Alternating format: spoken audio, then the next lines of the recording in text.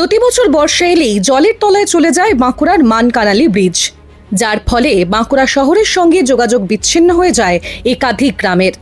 এই খবর দেখিয়েছিল এই সময় অনলাইন।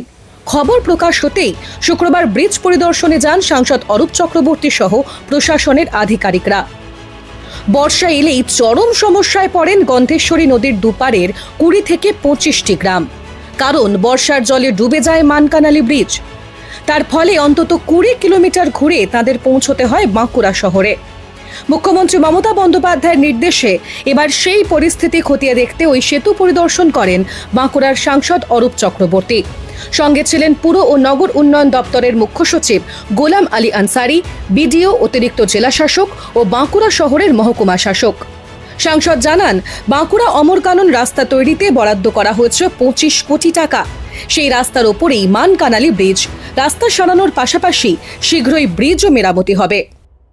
আমি ওনাদের বললাম যে চলুন, মানকানালি ব্রিজটা দরকার আছে, কারণ মানকানালি রাস্তার কাজ আরম্ভ হয়েছে, একটা এজেন্সি অলরেডি কাজ শুরু করেছে। এটা মানে ঐতিহাসিক সিদ্ধান্ত। 25 কোটি টাকা খরচা করে অমরকানন থেকে সোনাদহা পর্যন্ত এটা পাকা চওড়া রাস্তা হবে, কিন্তু ব্রিজটা ভাঙা। এই ব্রিজটার জন্য এসআরডি থেকে অলরেডি গভর্নমেন্টের কাছে প্রপোজাল পাঠানো হয়েছে যে ব্রিজটা উঁচু করে করতে হবে। তার জন্য 12 কোটি টাকা স্যাংশন হয়েছে। আমাদের ডিপার্টমেন্টে সয়েল টেস্ট করতে আসবে, কারণ কাজ করে দেওয়ার পর কখনো বসে যাচ্ছে, কখনো ভেঙে যাচ্ছে। কি অবস্থাটা মাটির, কিভাবে করা যায়, পোক্তা করা যায় কিনা। সরকারের এই উদ্যোগে খুশি সংশ্লিষ্ট গ্রামের বাসিন্দারা। এবার তাদের দুর্ভোগ কাটতে চলেছে, আশায় বুক বাঁধছেন গ্রামবাসীরা। না, এবার মনে হচ্ছে আমাদের যে ব্রিজটা একটা পার্মানেন্টলি সলিউশন বেরোয় আসবে।